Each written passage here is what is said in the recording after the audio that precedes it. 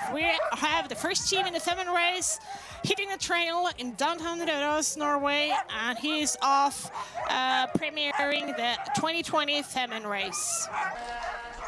Let's see a close-up of Birgitte. Birgitte has done some really good races. She's been doing different disciplines in dog mushing. She's even been racing in Alaska in shorter races. Birgitte has a very competitive mind, but she's always in a good mood. She's always happy, ready to race. Let's see now. She is ready, and she's placed second before in this race. She has some second places from the Finnmark race. She has a very good dog team trained by herself and her boyfriend, Chris Halvorsen. And Birgitte knows this trail very well, and I'm sure she's happy to hit the trail because she told us earlier today, Dallas, that she was pretty nervous. Oh yeah, it's very nice to get out on the trail, and Birgitte is definitely a contender in this race also. I've had the privilege of racing with her in the Finnmark. Very capable dog musher, and one that I would expect to see do quite well in this race. So another very accomplished musher, one with a solid kennel that's going to produce a good race team every year. You know, even these top mushers, even when they have a down year, that is to say a year that's not as good as the past, they're still competitive, right? And these are the types of mushers, like we heard Thomas saying, he likes worse weather. And the better the musher, the better their ability to handle adversity. The more different things, the more variables in a race, the better they're going to do. So it's sometimes easier for a new musher that has a great team to be very competitive if it's a normal race, because it's very easy to predict what's going to happen or what you need to do, how to position that team. But the worse the weather, the more kind of in-the-moment decisions you have to make, and that's where experience comes into play. Yes, I'm at the starting here with Robert Sørli, and you got some fan club here for you. Yeah, that is my grandchildren. Is it next generation of dog mushers? Hopefully, yeah. I hope so. And now you're starting to move up, so I'll follow up with you. How are things going now at the end? Now before going out? Hopefully in the front. There's a lot of dog power here, right? Yeah. You seem quite calm, but the dogs are excited. Yeah, very exciting, very exciting. Yeah. Now what's going on on the heads of these dogs? Are they now they feel the tension coming up? Oh yeah, they are very happy to be here. Most of these dogs, they have gone the year before. They know what this is. They love it. And you love it as well, right? Yeah, I have tried to quit, but it's not easy to quit this sport. So now you're ready for the 90-degree turn? Yes, I am. Well, good luck. Enjoy all the people cheering for you here at the start. Many people here today. Thank you so much, and good luck. Thank you.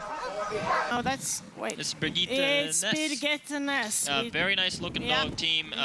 You know, we got a little bit of wind up there, a little bit of drifted trails. You can see that it's very well marked with those stakes. That's what the mushers are following, is those orange sticks sticking in the snow. And they're very close together because this is an area that's going to have strong winds and could have limited visibility. So we have Robert Sorley, I think, at the front there as bib number 10.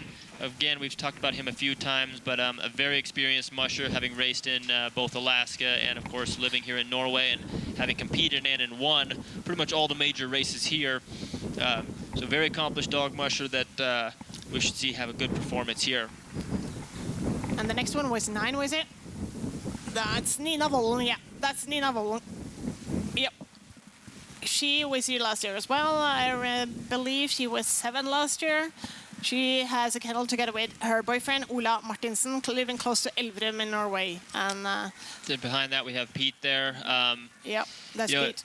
One of the things I can already see with Pete in the back of this line here, standing up on the back of his sled, he has his ski pole. That's always a hard thing, is finding where to store your ski pole, because the dog sleds are just a little bit too short to put them in.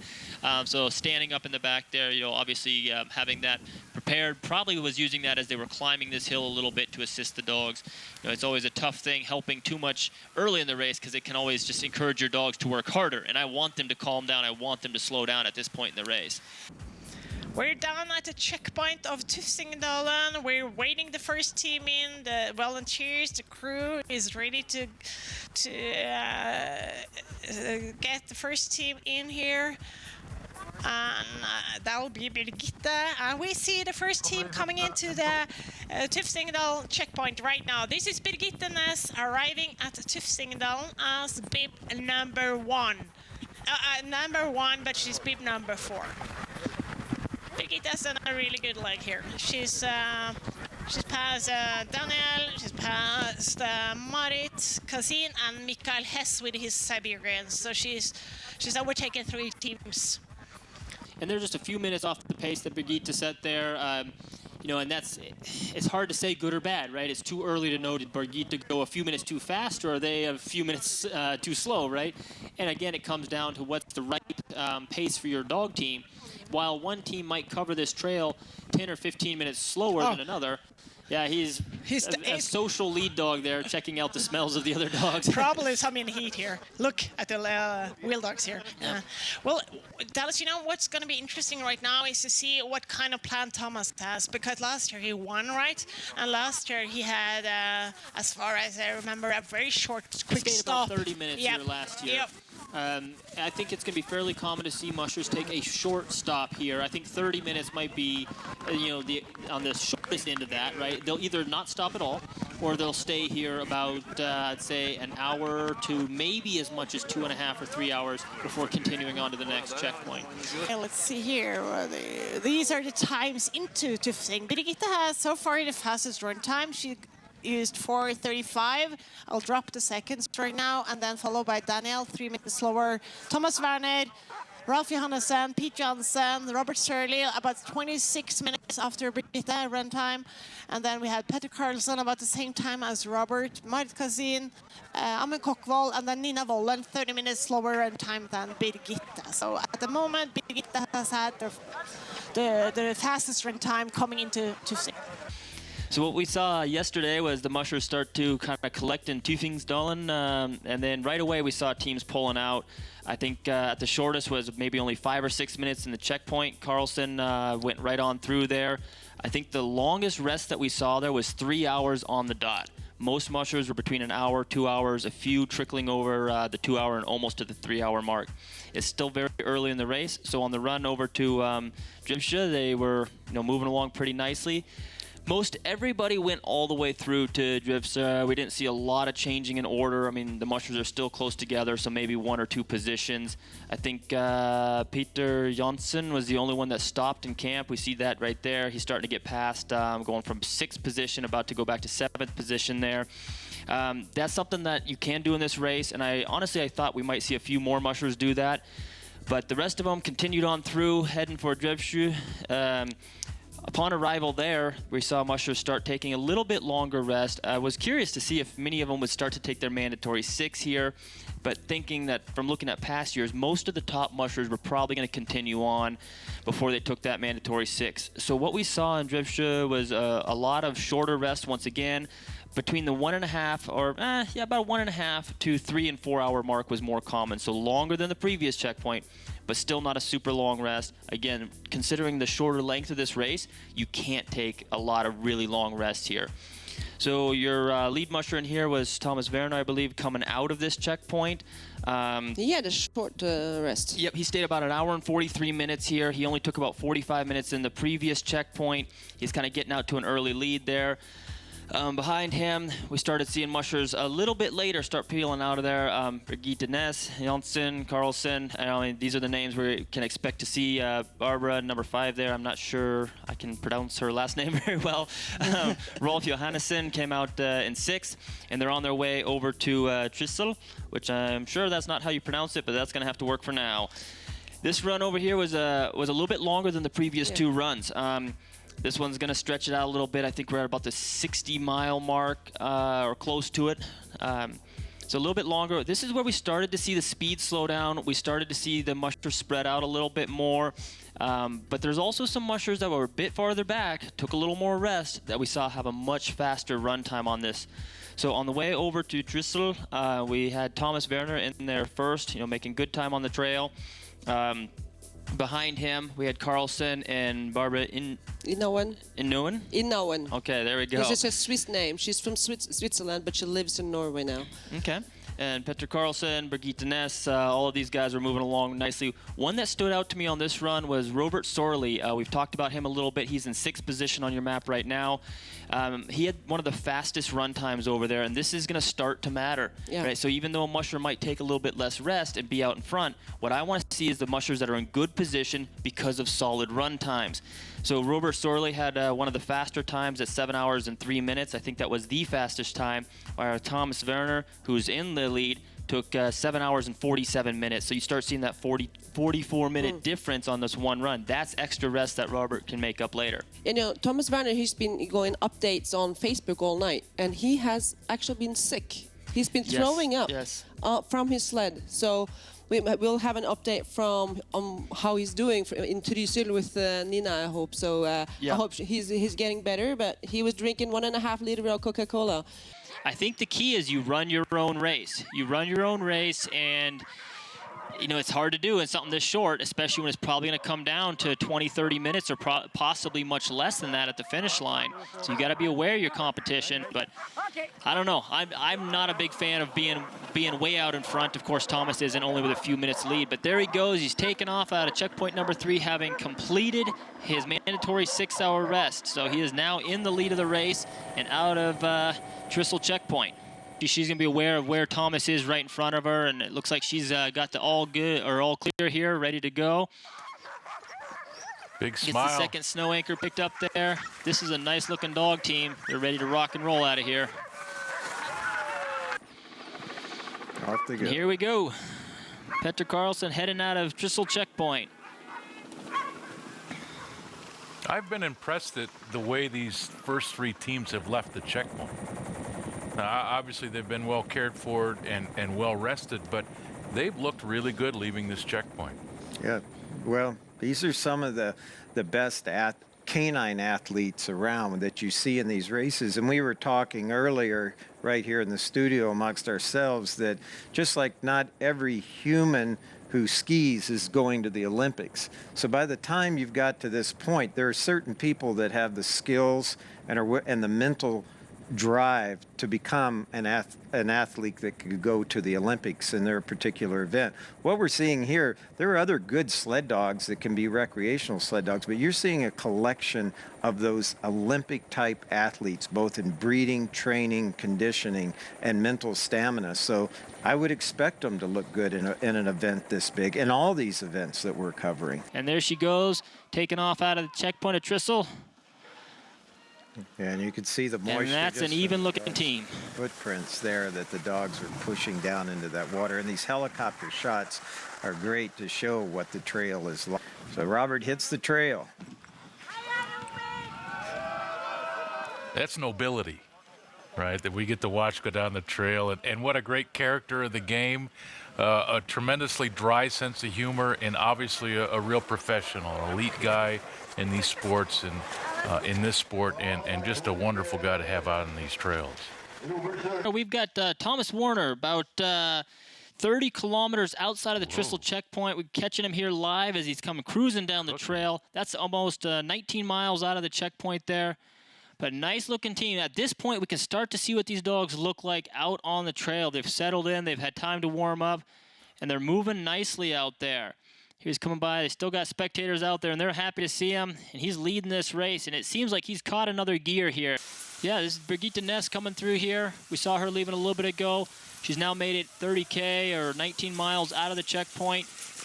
Team's settling in nicely. We see him kind of crest this horizon nicely and smoothly done. She kept good tension on the tow line. Now right behind her, who do we have coming here? This is probably Petra Carlson, I think. And guys, when you have dog teams so close to one another, I would assume this team that's right behind Birgitte would want to catch up. And so are you standing on the brake a little harder, or are you wanting them to catch up?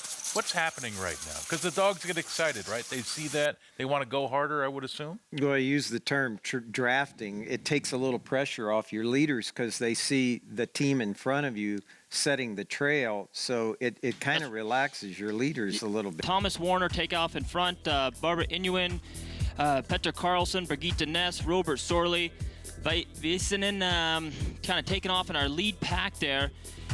And these guys had a nice run over there, and this is a really fun time for me to start watching the run speeds and seeing how the mushers progress. Now, if we watch number 5, Robert Sorley, we see that he had a very good run time and made up quite a lot of ground on the mushers ahead of him there. Towards the back of the the end of the top 10 here, we have Johansson, Fredinland, Janssen, Hoffman, and I think we had Hagensen in there, number 10. Rogne. So these guys all were making their way down the trail. As we move down a little bit farther, we see Werner held on to his lead as he was heading over to the Drevsha checkpoint for the second time. And however, he did lose a little bit of ground in this top 5 pack here. We see the numbers kind of shifting. We see number 3 at this point, Birgitta Ness, making a good run, making up a little bit of time. Petra Carlson's speed was a little bit less strong. Sorley was able to make up quite a lot of time there and actually progressed a few positions. So this is a very telling run. I think this is where the race starts to shake out a little bit as they made their way over to Drevsha checkpoint for the second time. Again, they went out, stopped at the Tryssel checkpoint, and then came back down the same trail to this checkpoint here. Piling in here, the mushers start to decide how long to rest, because this is not a mandatory stop. So as they pull in here, it's the big question of how long is each musher going to stop at this stopping point. There's quite a lot of race left. They're going to have a good distance to go before they reach the next mandatory stop. So some mushers might take a longer break here, some a little bit of a shorter one, and then take a longer one at the next stop. So what we saw here was a few of the mushers kind of predictably, Thomas Werner stayed a little bit longer at 3:23 and will not leave as the lead musher. Behind him, or coming into the checkpoint, was Robert Sorley and Birgitta Ness. Robert Sorley had a very good run time coming over here, as did Birgitta, and they both stayed about 2 hours and 46 minutes, approximately, taken off. So there we have in the lead, Birgitta Ness taking off in first now, Robert Sorley in second, Thomas Werner in third after taking a little bit longer rest, but he also had a bit slower run time, so he's probably trying to get some of that speed back. Behind him, we have Carlson in fourth and Barbara Inuin in fifth now, and they're kind of our top 5 pack, and you see they're starting to build a little bit of a lead over the rest of the mushers that'll be coming along behind them here. This run is also really interesting to watch, as now the mushers are not having the long mandatory stop, and we're going to see which teams can sustain the pace they've been doing on the amount of rest that they can kind of take on this competition while staying near the lead. Behind them, we have kind of our second pack here, the next group of mushers, and this is a thick one. We're going to see a lot of positions changing, but in that group, we have towards the front, Rolf. Johannesson, Hagensen, Rogne, Friedland, Janssen, Vollen, Hoffman. These guys are all super competitive mushers. This is such a competitive race that we're seeing a tight second group, and this is going to be a real battle for getting that 6th place, and some of them may even be able to catch up with the lead. Coming into the checkpoint of Survor, we had kind of that same top 5 group pile in there. It was very interesting to look at the run times in that section as well. We saw Robert Sorley's speed come out again as his real strength, his real weapon here. He did that run in about 5 hours and 3 minutes. So he made up about 27 minutes on Birgitta Ness, who left ahead of him there. Very good run for Robert, and I think that's going to put him in a solid position as he leaves this checkpoint. Behind him, we had Petra Carlson in there with another good run time. Birgitta Ness a little bit slower. Thomas Werner at 5:32. He's running a nice-looking 10-dog team. He's running in 3rd place at the moment. He left the last checkpoint a little bit behind these other guys. He's about an hour and 17 minutes behind Sorley, who was leaving that one. And so, you know, he's a little bit farther back, but he's had some fairly good run times. He took about a 3 hour and 14-minute rest at this last checkpoint. Prior to that, he took about 3 hours and 10 minutes. This is on average about 25 minutes more than Sorley and Birgitta Ness, who are in front of him right now.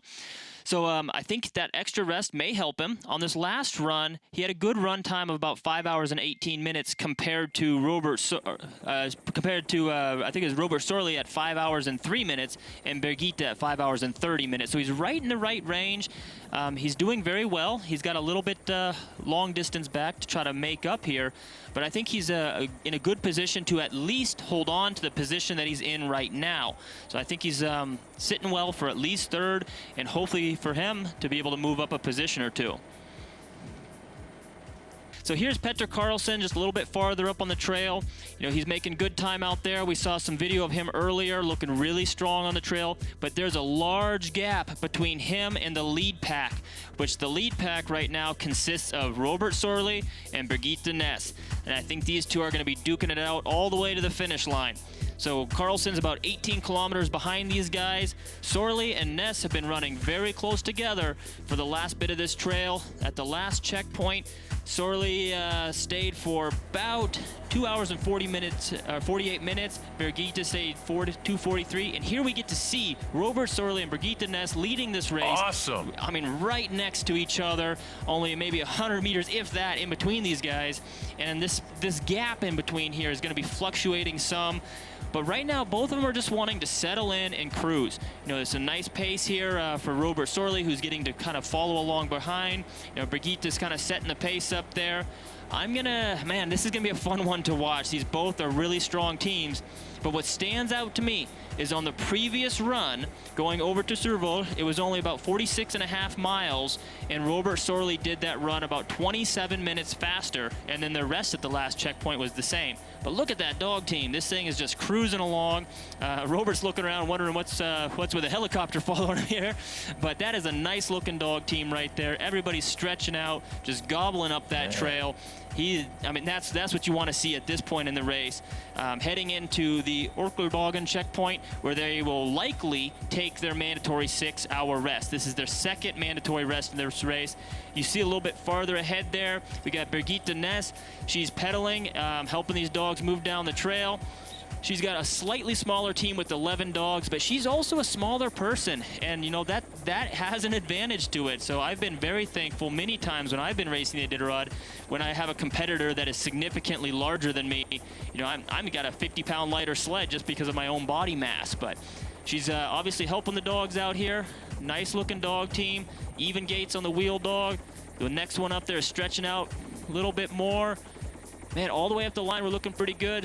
One swing dog in there with not quite as tight of a tug line, but there he just snapped it up tight. So both nice-looking dog teams. This is shaping up to be an exciting race here. What do you guys think back there in the studio? What are you seeing here? The thing I was really impressed with and made note of, as you said earlier, that Robert made up 27 minutes on a run that isn't all that long, really, the distance they covered. And that's pretty significant. And right now, besides running that at a faster pace and having that time to bank in with the dogs at a checkpoint and rest, I see it that Robert's team looks a little stronger to me, and also by drafting off of her, he's taking the mental pressure off of his leaders. It looks like we're going to have a pass here pretty soon. Yeah, we are. We're going to watch it live. But just by having another dog team around you and using the energy of both teams, Robert's setting at a really nice place. There he goes with the pass. Leaders just stretching on the team out there and getting by. I think Robert is just setting in a really nice position, having a bigger team, even though, as you pointed out correctly, he's bigger. But that time, we saw this from the beginning. We both mentioned that, how he set up and used the speed to gain more rest on his dogs. He has the mandatory 6, but he also can just keep the pedal down on the speed of the going at any other point. He's not going to have many other stops. And let's not downplay with you what 100% just on happened. That one here. When we get to the finish line and we look back on who the winner and who the loser was, or the second place team in this race, and if Robert goes on to win it, we just saw the winning move there on live television. Here we got Robert Sorley from our helicopter. He's starting to climb up some hills here, helping him out by pedaling alongside. We see all the dogs with nice tight tug lines, kind of looking down the trail, working our way up here, a couple of them grabbing a mouthful of snow. it is fun to look at these teams, particularly in a climbing setting, where it's not super exciting for the dog. It's not the faster pace. It's just time to pull up a hill. And I'm liking to see that almost all these guys have tight lines, pulling hard. A couple of them are getting a mouthful of snow or checking on their neighbor. But all in all, this is a really solid-looking dog team climbing up these hills. And we saw Robert's team, their pace drop obviously quite a bit as they start this steep climb. And I'm seeing Brigitte, dogs are looking good. Everybody's stepping out nicely, leaning into the harnesses.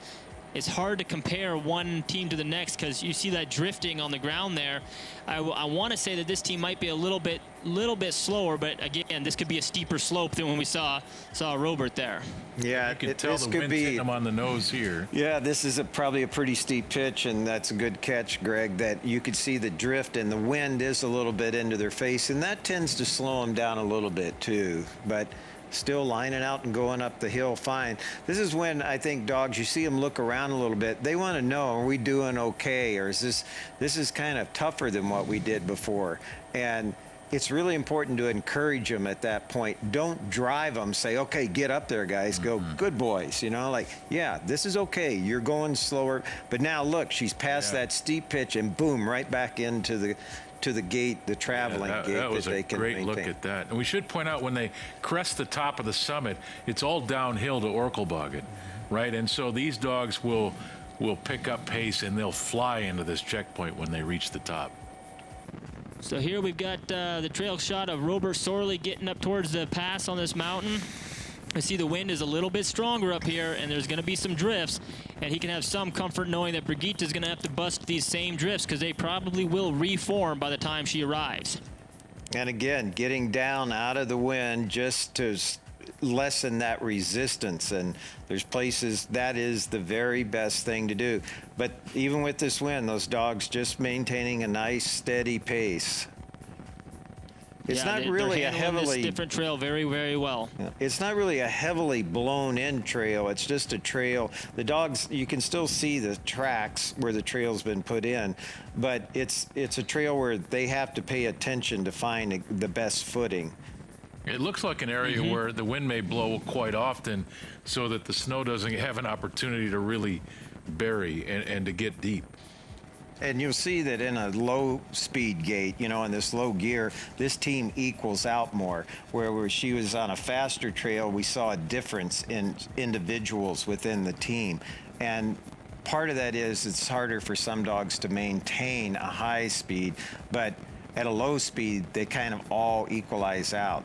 So here we could have the stress and confusion of where's the trail. It also, in all fairness, can be the distraction of the dogs of seeing a cameraman there and thinking, oh, are we making a stop? Or is the trail marker over there? And we can see her out showing them where the trail is. So distractions along the trail, particularly with a tired dog team, become an issue. And it's kind of... I just want to touch on what we just saw here. The dogs got a little confused there, getting off the trail, kind of heading in the wrong direction a little bit. And this can be very challenging for the lead dogs because everything does look similar and drifted in. She also took the booties off just 1 or 2 dogs there, or 1 or 2 feet there, as they're starting to get balled up with snow, and only a few kilometers. We're seeing about 10 kilometers to the checkpoint from here. They're at this point, you're going to want to take off a booty. That's a problem. And here again, dogs swinging over, maybe a little bit confused on which direction. Some communication errors there. So I have to call them back over this way, get them back on the trail. Now, there is about a 12-minute difference between Robert Sorley coming through here when we saw him a little bit ago, well, about 12 minutes ago, to Brigitte coming through here now. The last time we saw him on trail, I think there was a 4-minute difference. So that gap is starting to grow. And also those dogs are turning downwind, so you can see the direction of the wind from the spindrift there. So it's easy for them to just go, well, hey, if we go this way, again, looking at from the dog's point of view, we won't be going into this wind. So it's that confidence.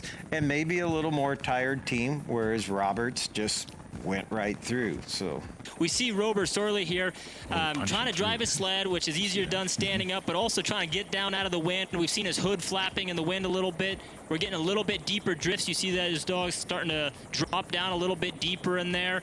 Their legs will punch down a little bit deeper, so the drifts seem to have been building up. Maybe this other side of the mountain has had a little more intense weather. I'm also seeing it looks like we have actual snow up there. Perhaps. It's hard to tell what's blowing and what's in the air. But yeah, I am seeing dogs kind of dropping down a little bit deeper in the snow, which tells me their downhill speed's going to need to be a little bit slower. Look at these conditions, these images. Not only is it windy and snowy, and we just saw they're on a big mountain climb, it's also one of the longest legs of the race. So this is where you want to put some energy back into those dogs. In miles, this run over here, as we've calculated, it's about 69 miles, so it's one of the longer legs.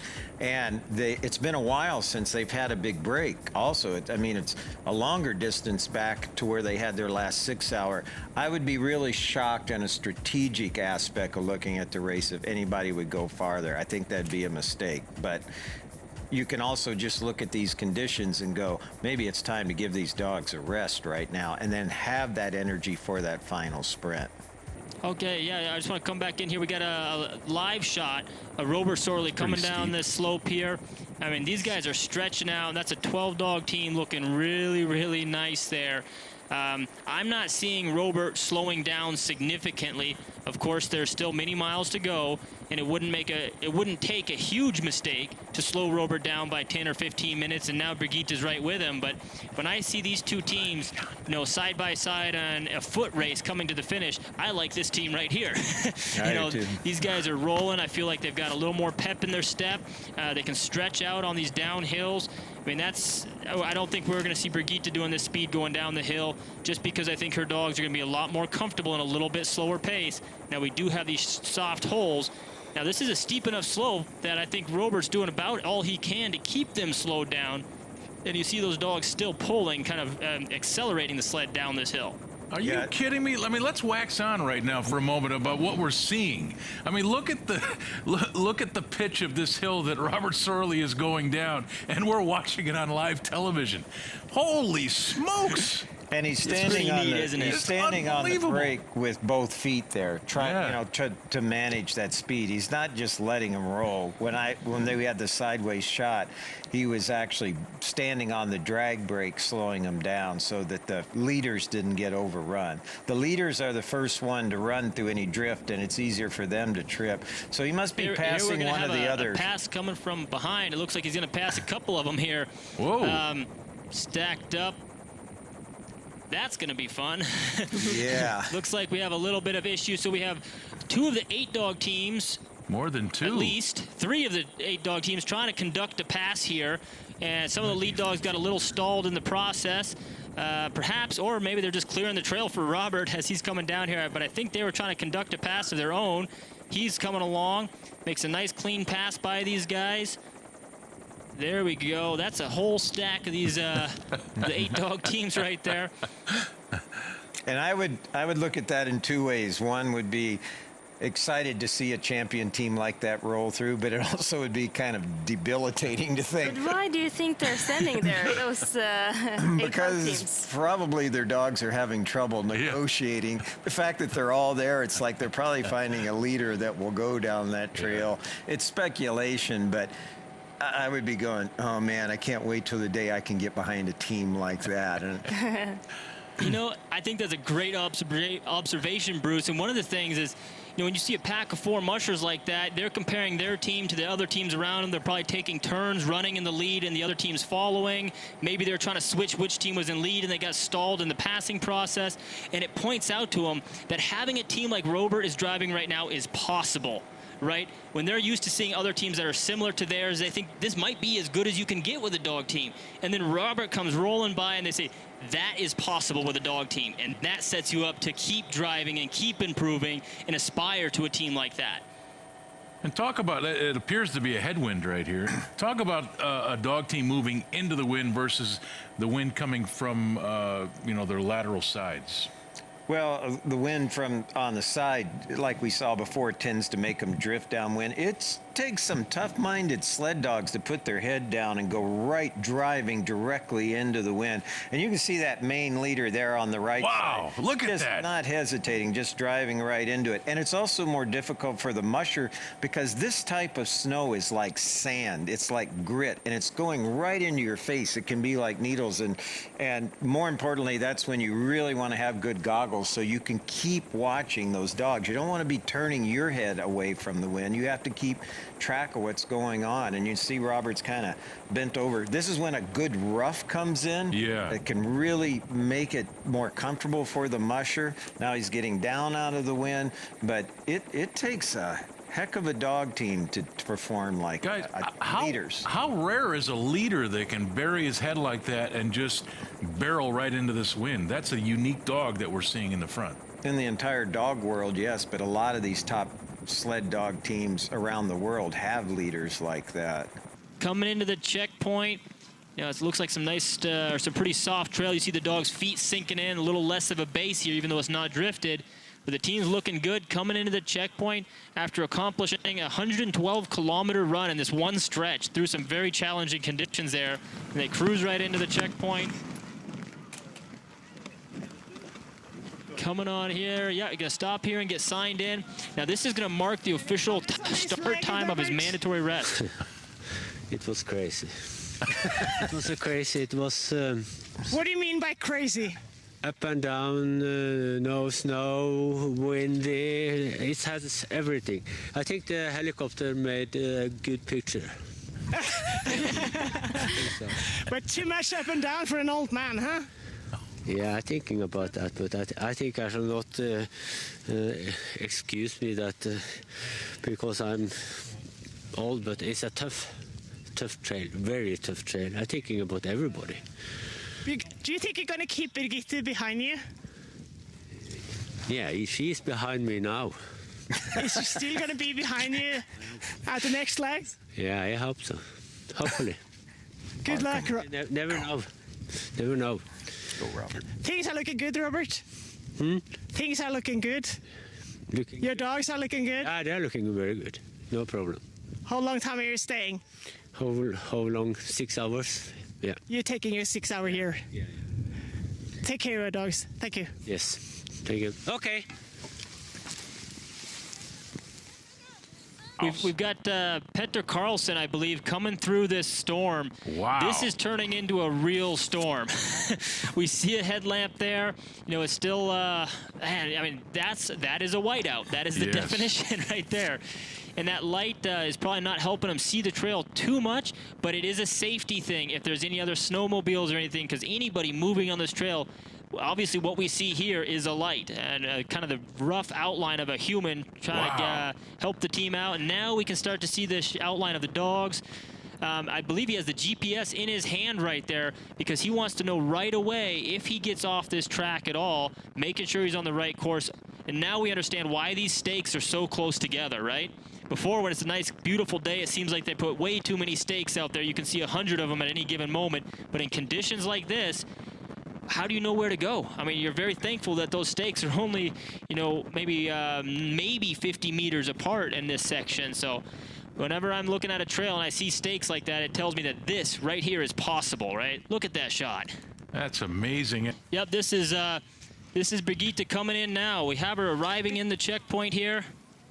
Those are her lead dogs, same two lead dogs she had up front, or she may have gone down to single lead there.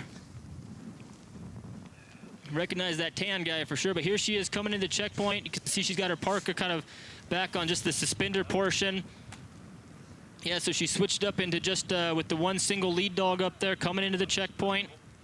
I had to use my GPS to find the way. It was completely white and no sticks. How long time has the dog been in the sled? Just from when we lose the trail. Why is it really bad up there? Yes, really bad. Welcome to the checkpoint. Thank you. It's good to be here. Okay.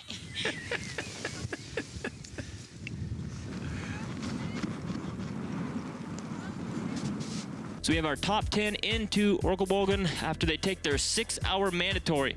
they're going to leave there in a very similar order. We're going to see Robert Sorley coming out first with a pretty strong lead. Right behind him, we're going to see Birgitta Ness in second place. A little bit later, again, a little bit larger gap than between those teams. We see Petra Carlson come out in third, and it's going to be a decent gap until we see Thomas Warner come out in fourth.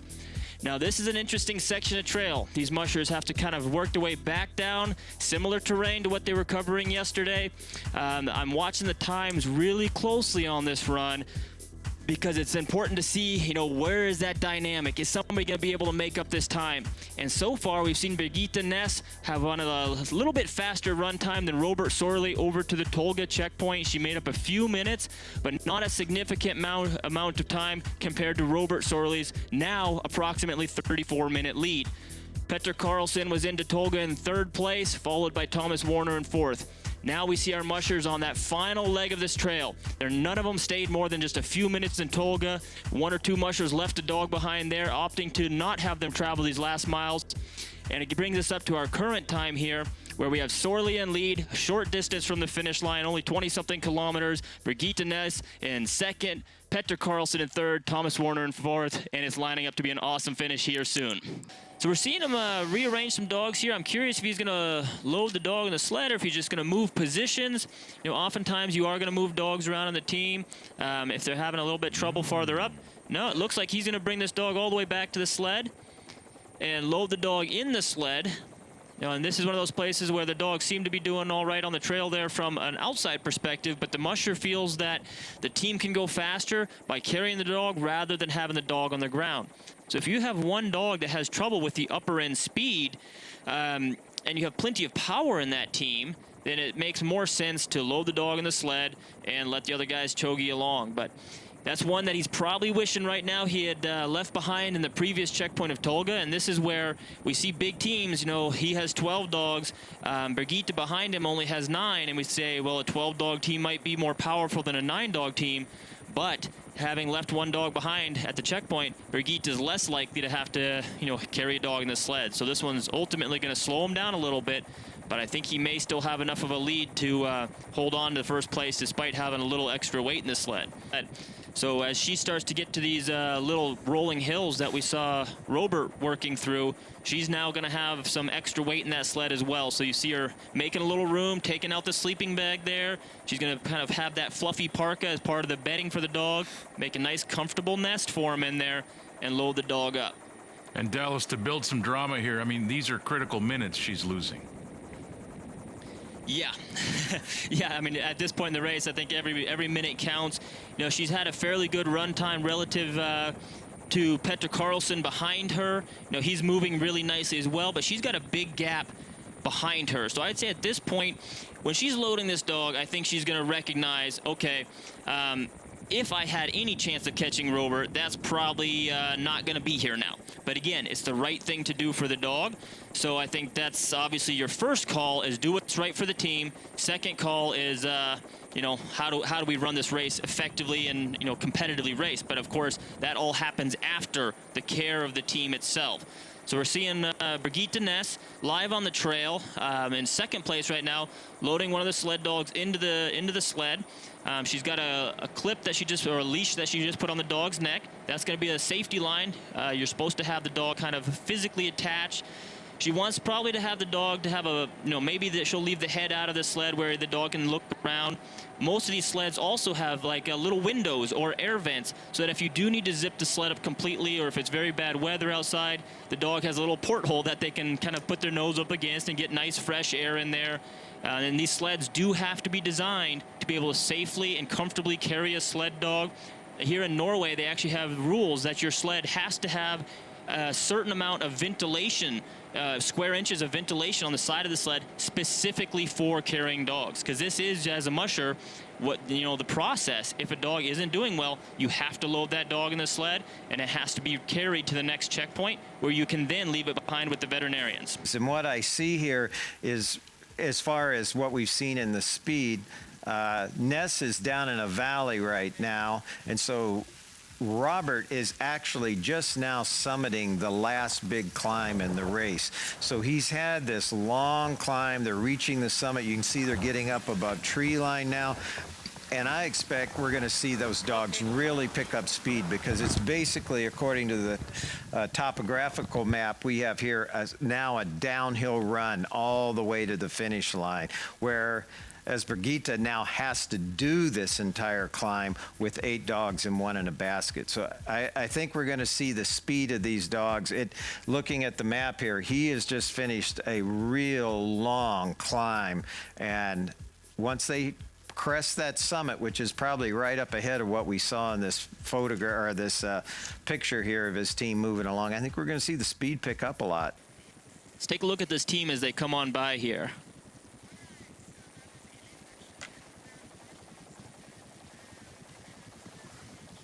So still pedaling and helping the dog team out. All in all, a pretty solid dog team. Yeah. I'm going to guess that we're not going to see her letting them stretch out quite as much as Robert. Yeah, on the downhill, she wouldn't want to have to overrun these dogs and maybe tax one a little too much and have to load it. But you can see there in the distance with the trail, she's still climbing at this point. Do the dogs sense a finish line, or do the dogs just sense, well, we're seeing more people, we know that we're going to get to stop here soon? Well, that goes back to the thing of look at it from the dog's point of view. Now, I give dogs a lot of credit. They've been on this trail, and they probably remember running it. And maybe some of these dogs remember it from other years. So in this particular case, I'd say they probably do know that they're going to where they were. But in the other sense, they're not. Dogs are just where they are, and like Dallas was talking about picking up a dog no matter where it's stressed, you have the aspect, they don't know Robert's not going to turn around and leave in 4 hours and go again. They're just running where they are right now at this point. But yes, they have a tremendous memory for trail and where they've been. No, we're just seeing that last shot there. You know, the heli had a great view of the dog team, and that is the town of Röros in the background. You can see the church there. We're getting a thumbs up from Robert. Things are going well. He's closing in on the finish line here. I think this is definitely Robert's at this point. Looking at the GPS, Ness is now 8.5 kilometers behind him. You know, when they were on the mountain there, we had a difference of 4 to 4.5 kilometers. So he's putting some distance in between them. Coming into Röros here, you can see the finish line up ahead. You can see the line of people and kind of the big green balloon there. And about to pass underneath that finish line, I'd say in about 45 seconds. Now we've got Robert Sorley smiling, giving the thumbs up. And this is about the point that a musher can finally relax and go. Nothing went wrong. We've definitely got this, and you really can relax into the moment a little bit, Greg, when you were asking about that before. And for the 13th time in his life, he's going to find this finish line first. And Robert waving to all those that are out there now to witness this finish. And you can see the big crowd now. He's just, what, 100 yards, 100 meters from the finish line. Yeah, I see the dog team coming in here, coming up the chute to the finish line. On his way in, you see the dogs looking around. They're wondering what the heck. You know, they've been in the forest and out in the tundra there, and now we've got people. So a little bit of looking around. Obviously, this has kind of broken their cadence a little bit, but at this point, it doesn't matter. It's just the fun walk, the final few meters here underneath the finish line to have the victory here for the 13th time on his 31st run. And we got Robert Sorley winning the Femund in 2020.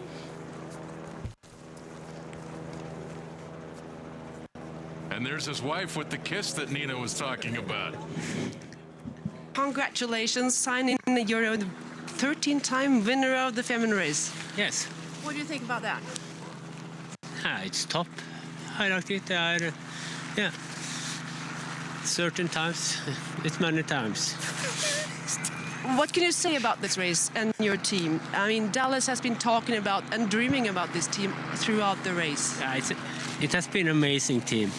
They have everything. They are fast. They are strong. Yeah, it's a complete team. Is it one of the best teams you've had? Yeah, I think so. One of my best teams, yeah. What has been the, not a secret, but you planned your race, and how did it turn out? I plan to take a little shorter resting in the beginning this year because Thomas beat me last year, and I rest 3 hours more than him, and he beat me with 20 minutes. So I had decided to take less rest. Well, that was successful.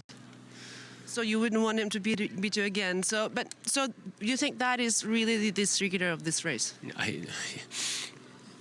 Well-trained dog team, well-feed dog team. I never feed so much meat and dry food under the race. Normally I have no time because I stressed to run all the time. But now I stop every hour, 1.5 hours, give them food. Is there any dog that stood out better than you expected it to do? Yeah, it's a couple of them. Because which one? It's special, the white one. Can we walk up and look at them? We're going to show us some of his he's just going to sign in first, and he'll walk up and introduce us to some of his dogs.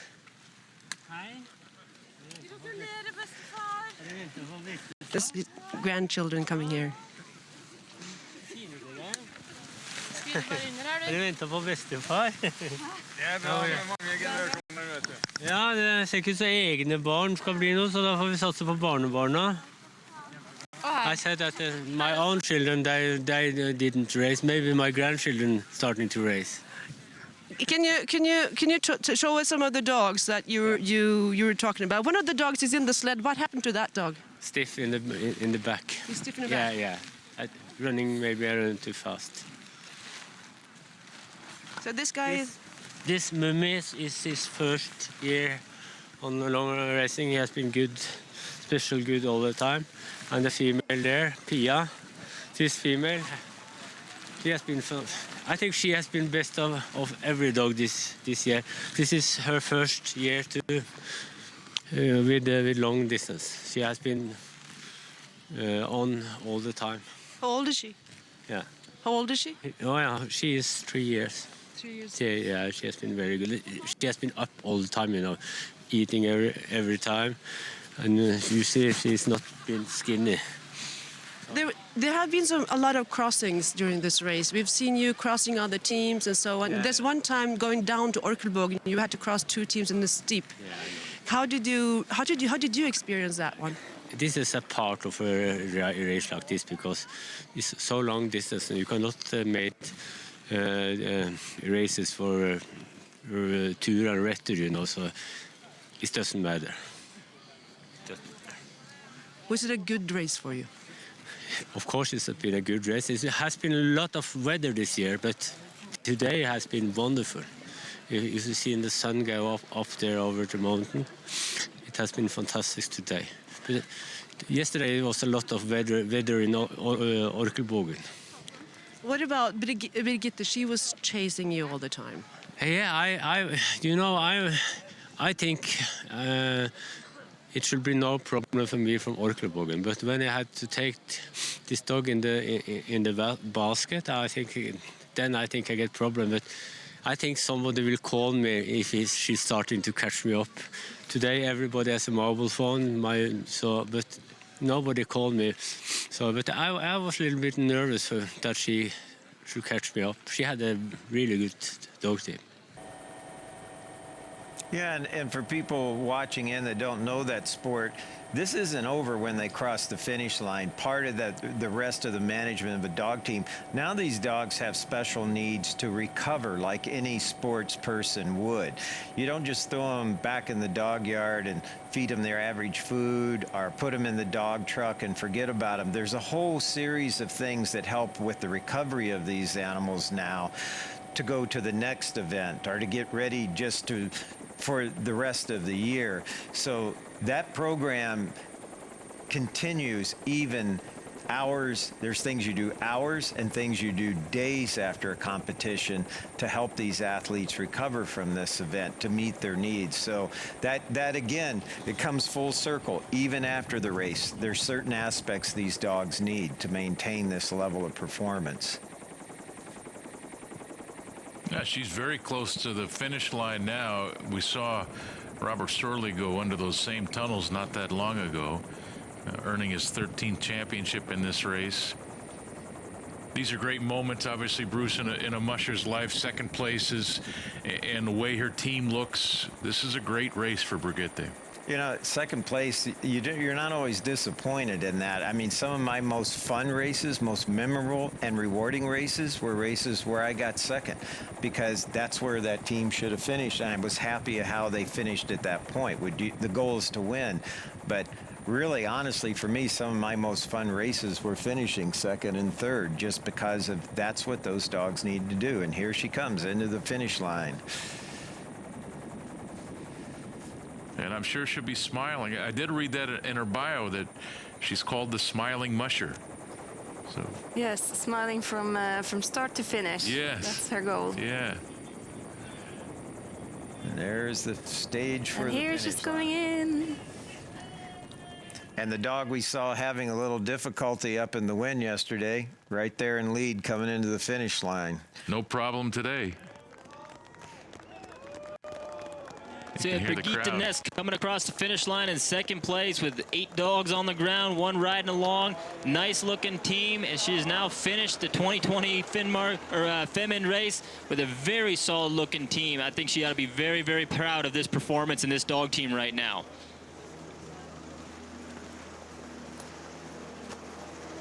Congratulations with the second place. Is it the first place after Robert Shirley? Would we say that?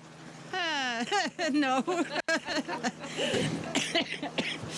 Well, I'm very satisfied actually. It's good to be here. 3 times second place in the Femund race. Yeah, I'm the second every time. So yeah, but I'm very satisfied with the dogs, and yeah, it's good to come here, and I have been using dog booties for toilet paper on the trail, and so now it's okay to be here. And this guy sitting in the sled, are you taking him out? Yes. What happened to him? Well, he was in a steep... Yeah. Hi, Zlatan. Lille vän. Oh, come on. What's his name? Zlatan, huh? Zlatan, yeah. What's the story behind that? All his little maid is named from football stars. With Chris and my son, they are into football too. So I heard about Zlatan, but not Pirlo and the other ones. Why is he in the sled? Well, he got a little sore here in the chest. In a steep downhill, suddenly he just trotted a little wrong, I guess. He's tired.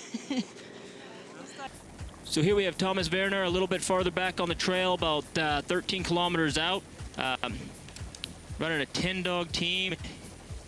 These guys seem to be cruising along really nicely as well. I'm need to take a closer look at his run times here, but I'm guessing he's had a very solid run here also.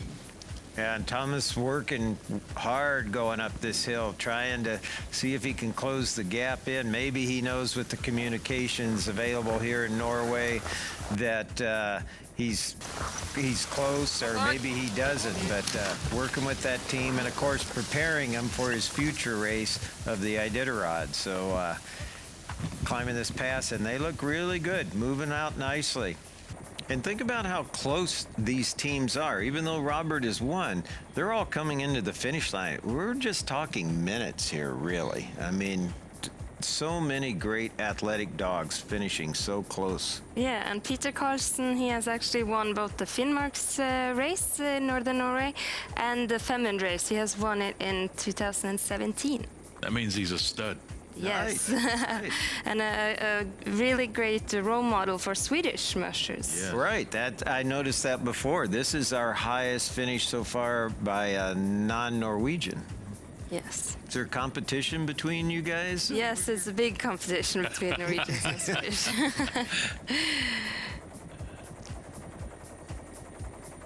I love that long reaching gait we see in some of these dogs with that nice trot, legs all in sync there. I mean, that's a pretty cool shot right there. That right? is stunning. And I think this just highlights the athleticism of these dogs, man. They're just built to travel. This is what these dogs are designed to do. And I'm not just talking back, as long as they've been with humans, long before we had domesticated dogs. This is exactly what the wolves of the Arctic were doing. They were roaming, they were traveling. There have been tens of thousands of years of evolution creating that amazing creature right there that was designed to travel the Arctic. It's pretty cool to watch these guys, here in modern times running under a highway with cars and everything else, and you see a very old mode of transportation, still actively being used and being managed in such an amazing way here, coming up on the finish line with a really strong looking dog team. And they can do this now, Dallas, and take us with them. That's pretty cool, too. That's very, very neat to be able to watch a dog race like this. I'm just thinking, in my short life, how much watching a dog race has changed as the GPSs have been introduced, and now we get this sort of, aerial coverage along the way. Well, for years I've heard mushers talk about being on the back of a sled and just being dialed into his dogs or her dogs and watching every meter of it, right, as it goes by. And now the fans get to do the same. And we have Petra Carlson in the chute, only a few meters from the finish line here. Dogs looking around at all the excitement and all the people still out here watching these teams come in. Petra Carlson about to cross the finish line in third place in the 2020 Femund race here. A very nice looking dog team pulling up, and he has officially finished the Femund here. Nice looking dog team and a very happy musher, I suspect, with a phenomenal performance in this year's race. Petra Carlson, congratulations, third place in this Femund race. Can I have your first impression after coming to the finish area today? Yeah, it always feels always nice to come back to Röros and finish this race, and I think it has been a really good race. So I'm happy with the team and the dogs. You finished last year. You finished 15th. You're coming to the finish here at the Femund race for 8 times today, I think. So you need the experience. You're finishing third today. What went better this time? I mean, I don't know. It's like it has been. But we turn around because we have the sun. No, but I have been, I don't know, training better than last year. But I mean, last year compared to last year we split the team in two, so we had two teams. Now I had all the good dogs in my own team, so that was a big difference. Tell us a little bit about this team you have here. Yeah, most of them are experienced dogs, and they have been running many races. They are like, in their best age, and they are, it's a very good team. And there you see first, second, and third, the photograph being taken there at the finish line. That's the podium shot, right? If we were at the Olympics, you got Sorley with the gold medal, Brigitte with the silver, and Petter with the bronze medal. Yeah, and you'll get the national anthem. That would be great, right? We'll see you soon. Thank you so much for watching, and thank you, Femund.